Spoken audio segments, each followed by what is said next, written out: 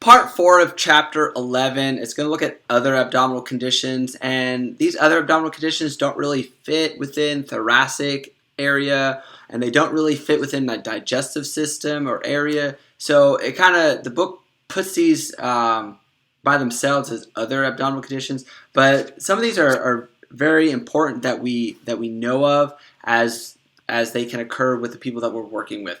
So what we're going to look at is other abdominal conditions. And these conditions are all throughout the abdominal area. First one that we're going to look at is appendicitis.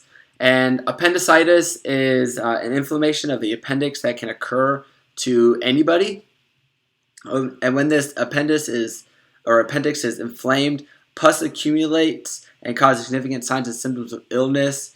And if the appendix does happen to burst, this pus enters the abdominal cavity, and the pus that is produced in this area is very toxic, and the person can actually die if the appendix bursts. So it is a big medical emergency that we need to get them cared for properly. So when we look at mechanisms for appendicitis, there's really not a definitive cause for appendicitis, but it may be caused by an obstruction of fecal material in the colon by the appendix or some sort of GI tract infection, and that's not really neat or known to happen in every situation, but we know that the appendix in the area is inflamed and filled with pus. If we look at signs and symptoms, athlete complains of increased signs and symptoms over the course of the day. So as they get further in their day, they have more severe signs and symptoms.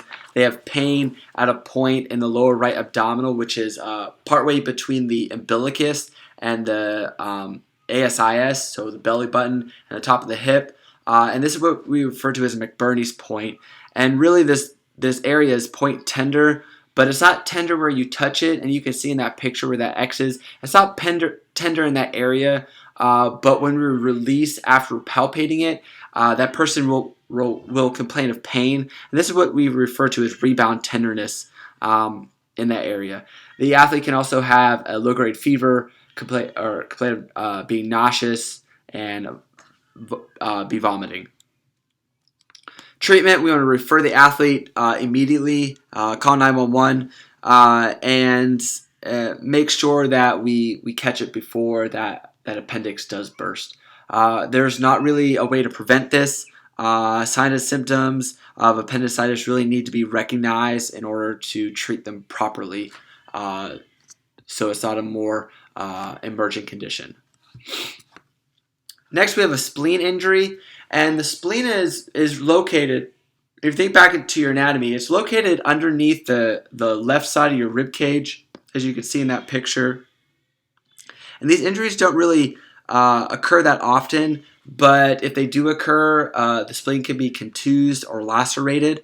And the big deal with the spleen is that it has a lot of blood in it. So if it does become lacerated, or if it's contused and then becomes lacerated, then it could severely hemorrhage, and the severe spleen hemorrhage is life-threatening because all this blood goes into the abdominal area. So we look at mechanisms. Typically when we have an injury to the spleen, it's because of a blunt force direct trauma to this upper left quadrant of the abdomen where that spleen is located, or due to a direct blow by another athlete's body or an implement, maybe possibly falling hard onto the ground, or a motor vehicle accident. And we'll look at mono or mononucleosis next.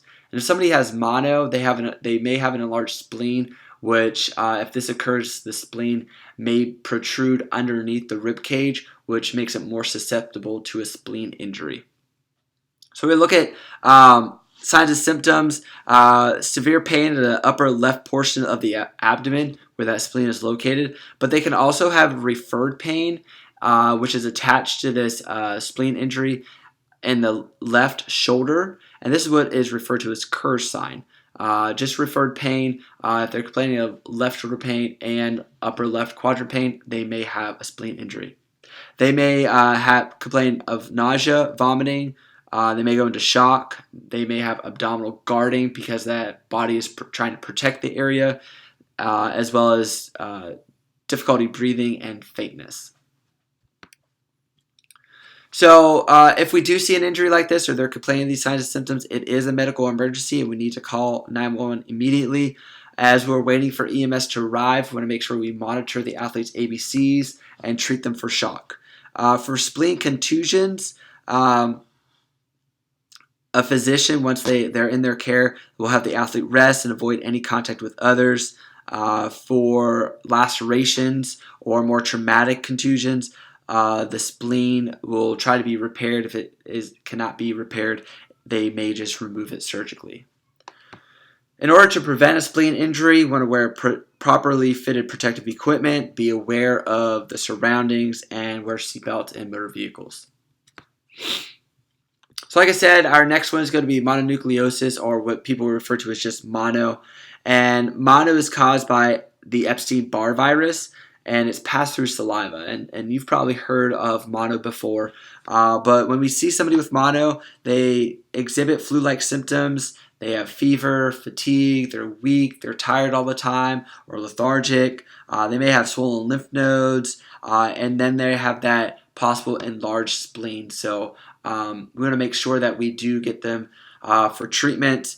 We want to make sure that they go see a physician, and once they go see a physician, they'll kind of control the treatment process, but we want to make sure that that person doesn't come back into the treatment facility until the physician verifies that they are not contagious. And they're going to test their blood work. They're going to test. They're going to palpate their spleen to see if it's enlarged. So they'll go through a good evaluation with their physician. But the athlete really needs to rest, eat well, and drink fluids during the meantime as they're recovering from mononucleosis. Prevention, very easily avoid sharing drinks, utensils, anything else containing saliva on it, and practice proper hand washing. A common one that we see in athletics, especially athletics that are very engaging or that have implements, is a blow to the solar plexus. And a blow to the solar plexus or the celiac plexus is located between the sternum and the umbilicus, so that soft area of the abdomen. And a blow to this area causes a temporary paralysis of the diaphragm, and the diaphragm is really important in breathing and in respiration. So when this injury occurs, the patient typically says that they got the wind knocked out of them. And this is caused by a direct blow to the solar plexus or from an implement or another person, or possibly falling onto an implement or onto the ground hard. Signs and symptoms: they're unable to breathe, they may be gasping for air, they may become anxious and begin to panic because they cannot breathe, but breathing does temporarily stop and they're trying to regain their breathing as this solar plexus is injured. Treatment: we want to make sure we try to calm the athlete down, have them sit in a comfortable position with their knees bent. This helps to decrease any stretching or elongation of the belly area. Loosen any clothing to help with breathing. This includes equipment, and then assist them with breathing. So have them breathe with you in order to slow down their breaths and to breathe properly. For prevention, again, we want to wear properly fitted protective equipment so we can protect the solar plexus. However, we know that a lot of equipment does not go down this far, so we want to make sure that the athlete is aware of their surroundings and try to be as safe as possible when falling. The last one we're going to look at is a hernia. And a hernia or hernias are very common and can occur in anybody, men, women, or children. But there are a couple different types, and you can see the common types in that picture. An abdominal hernia or umbilical hernia is bulging of an internal organ, most often the intestines, and they bulge through the abdominal wall, so you see a big bulge. There's a great picture of this in your textbook. There's also a hiatal hernia, and a hiatal hernia is an opening in the diaphragm that allows part of the upper stomach to move into the chest. And then we have our inguinal hernia, and it occurs in the groin or the upper thigh. And an umbilical hernia can also occur around the navel. So we have these different types of hernias that it can occur. But when we look at signs and symptoms, they all kind of have very similar signs and symptoms, but there's a visible bulge that exists, and the athlete usually doesn't have pain, but they have this type of discomfort. And sorry, let's go back to mechanism. There's not really a direct cause for hernia, but it can be caused by continual heavy lifting and usually in an improper way. If an action such as constant coughing creates significant pressure on the abdominal wall and the abdominal muscles are weak, these can also promote abdominal hernia as well. When we look at treatment, we're going to refer them to a physician to make sure it is identified as a hernia, and the only course of treatment for hernia is surgery. The problem with a hernia is they can get bigger over time. And if it's not surgically repaired, it can really start to constrict blood flow and cut off blood to the internal structures wherever that hernia is. And when this happens, it's referred to as hernial strangulation, and this is then a medical emergency because we don't get that blood flow to the area that it needs to go to.